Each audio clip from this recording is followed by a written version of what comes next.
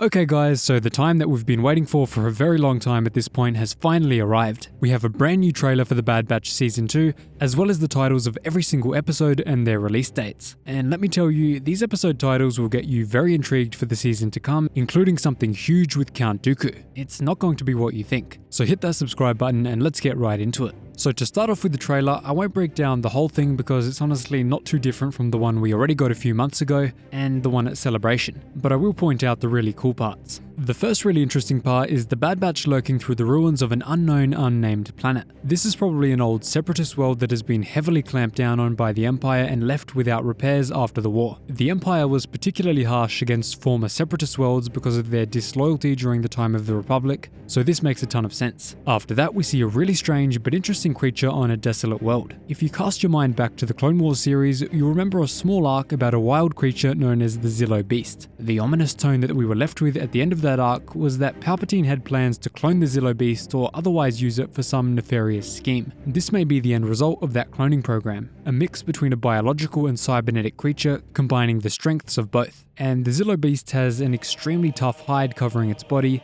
even resistant to blaster bolts and possibly even lightsabers. So this thing really will be a force to be reckoned with. And not to mention, the entire through line of all of these current Star Wars shows is cloning, with The Mandalorian showing us the Snoke-looking tanks, the Jedi Survivor trailer showing a man in the tank, and the Bad Batch showing us Mount Tantiss, Palpatine's secret cloning facility from Legends. This would be just another step in that direction. Next up, we see a clone trooper speaking to Crosshair next to a very mysterious wall of text. We'll get to that text in a minute, but the identity of this clone trooper is sadly not Commander Wolf, as many have speculated, because you can see his right eye. Completely fine. I don't think this is Cody here, although the scar is on the other side, which is hidden in this shot, and we have seen him in the other trailer. But more interestingly is the wall behind him. This could be a wall of names of fallen clones throughout the wall, a list of confirmed Jedi kills, or something much darker. Right after that, we see a group of Trandoshans completely fire-spraying what looks to be the surface of Kashyyyk. This is extremely interesting because before the Bad Batch ever appeared in the Clone Wars Season 7,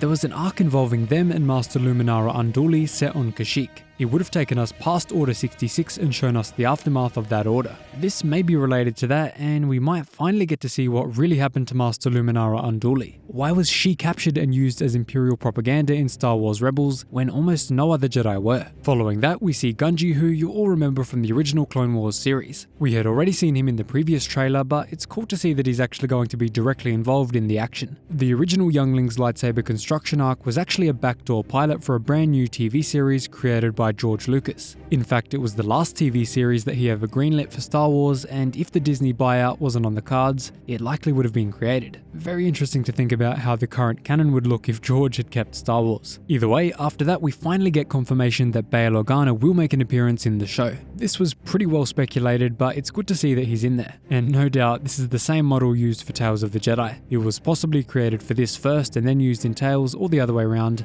But either way, just look at how good this show looks. Both this and Tales look absolutely incredible. After that, we get the really ominous and interesting scene. The Bad Batch are inside of Count Dooku's palace on Sereno. This palace is of course featured in the original Clone Wars series and points to the fact that the Bad Batch may uncover the truth about the Clone Wars, that Palpatine was playing both sides of the war and Dooku was helping him do it. I really cannot wait to see how this arc is handled in the show, but now let's move on to the episode titles. These are incredibly interesting and point to a major shift in tone for the show compared to Season 1. Episode 1 and 2 are called Spoils of War and Ruins of War, which are pretty generic and will probably take us to that ruined location I mentioned earlier. This will most likely just be the Bad Batch uncovering secrets from the war and may begin the quest that leads them to Dooku's palace later on. These will air as a double episode on January 4th. Episode 3 is called The Solitary Clone and will air on January 11. This one is really interesting. Who could this solitary soldier be? It could be the boring answer of Cut Lawquane again, but I'm thinking it might be someone different. What about Sev, who was lost on Kashyyyk in the Republic Commando game? We do see in the trailer that they do go to Kashyyyk, so that is certainly on the cards. It could also be Boba Fett. I'll explain this more later, but the first letter of the episode titles for episodes 4 to 7 spell out the name Fett. I don't think that's a coincidence. Next is episode 4, Faster, on January 18.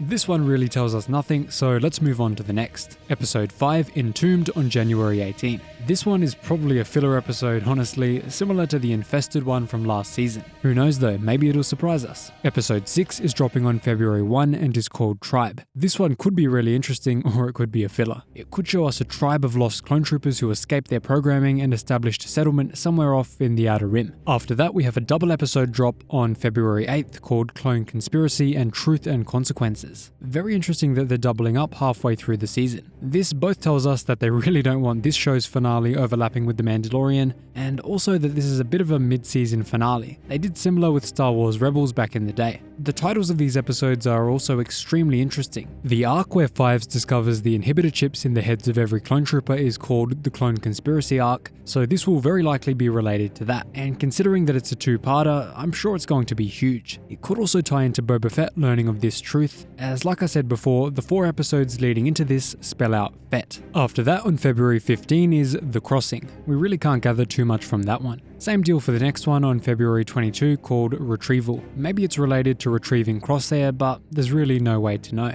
Episode 11 on March 1st is called Metamorphosis. This word means to change in form, so it could denote a huge change in both character and maybe even physical appearance for one of the batch members. After that, on the 8th of March, is episode 12 called The Outpost. Now, I'm thinking this is related to the Imperial outpost on Wayland known as Mount Tantiss, the same place we saw at the end of Season 1. In Star Wars Legends, this is where Palpatine held an assortment of ancient Sith artifacts, treasures, and archives, as well as a cloning facility inside of that mountain. As I said earlier, this is going to connect deeply with the Mandalorian, Grogu, and Snoke later on. Next up on March 15 is PABU. This one is kinda hilarious, as the first thing that came to mind for me was PABU the ferret from The Legend of Korra. And by the way, if you get that reference, go check out the description to see my awesome Avatar The Last Airbender channel called Avatar Star. But yeah, I really don't know what this episode is, but I'm going to say it involves ferrets or fire, just for the connection to Korra. After that, on March 22 is episode 14, Tipping Point. This will likely set up the 2-part finale and bring forward huge stakes for those 2 episodes. Something major will happen here and prepare us for the huge finale. Finally, we have the 2-part finale on March 29 with the 2 episodes called The Summit and Plan 99. Now, these titles are absolutely incredible. The Summit clearly refers to Mount Tantiss, as we saw its summit in the final episode of Season 1. Plan 99, however, could actually refer to the Deep Legends clone order known as Order 99. This was pretty much the opposite of Clone Order 66 and allowed Palpatine to test the ability for a being to switch allegiances at a moment's notice. During a huge battle on the planet Bagoa during the Clone Wars,